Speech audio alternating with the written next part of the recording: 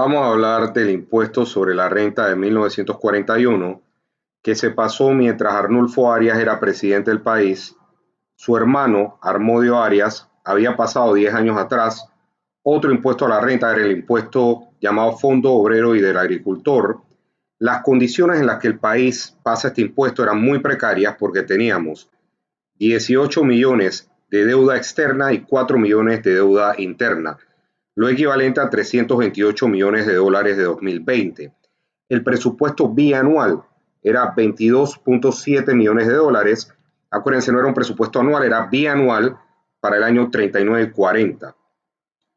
Era tan estrecha la situación que no se amortizaba la deuda y por lo tanto se nos forzó a utilizar lo que los gringos pagaban como anualidad del canal para poder amortizar esta deuda.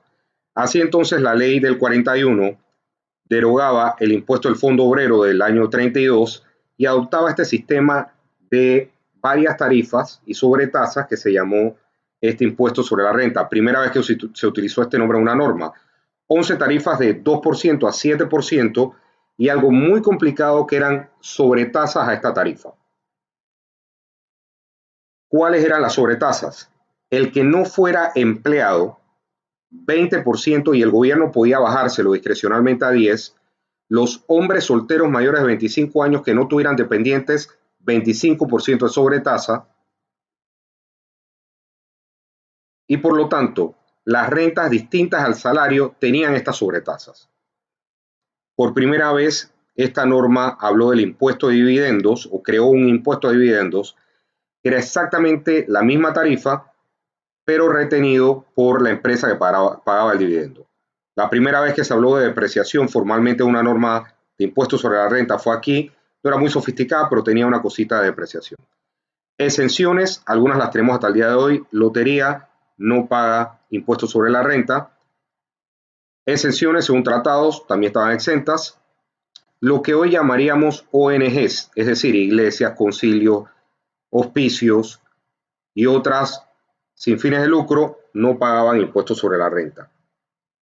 Los diplomáticos y cónsules exentos.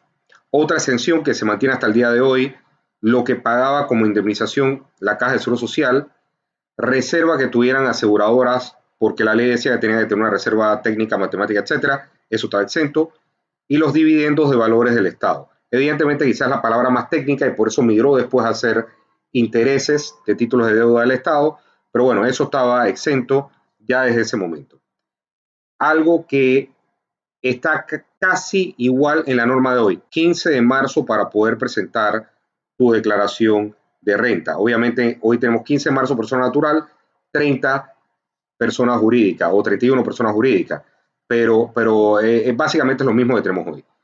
Por primera vez una 03, esa es la incógnita. ¿Por qué? Porque esta norma me ponía a 15 de enero de cada año listar cuáles fueron mis empleados y salarios y retenciones del año anterior. Fue la primera vez que se habló de un periodo especial. La norma decía que quienes llevaran libros de contabilidad, recordemos, una obligación para los comerciantes, podían filear su declaración en una fecha distinta al calendario. Por primera vez se dijo, los dividendos, una vez se retenía en la fuente, no tengo que ponerlos en mi declaración de renta. Por primera vez una declaración final, lo que hoy llamaríamos una declaración final, porque te decía la norma, si cierras un negocio me presentas una renta final. La primera vez que se hizo alusión a una retención de remesas, porque esta norma así lo contemplaba, pagos a no domiciliados tenías que retener, y por primera vez hubo formalmente una prescripción del impuesto sobre la renta que se interrumpía con dos cosas. 5 años de prescripción, pero se interrumpe la prescripción, cobro coactivo o la promesa de pago por parte del contribuyente. Por primera vez hacía alusión al que no era comerciante, el que era un profesional independiente, no obligado por el Código de Comercio a llevar libros de contabilidad.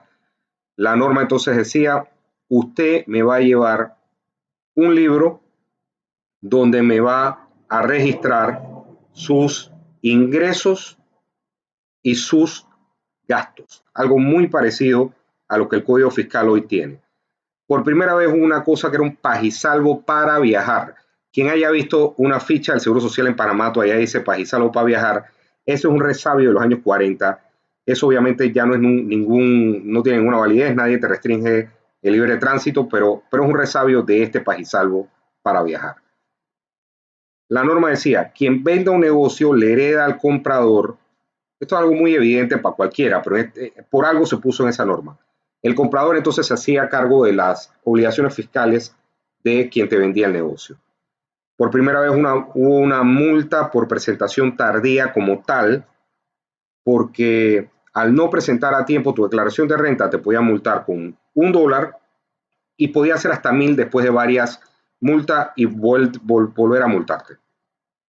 5 veces por elusión fiscal, decía la norma, lo que eludiste, y por primera vez se dio una moratoria en esta norma porque te decía, quien no haya pagado el Fondo Obrero y del Agricultor, páguelo sin recargo de intereses. Si te gustó este video, visita Momento Fiscal y los videos que tenemos en nuestro canal de YouTube.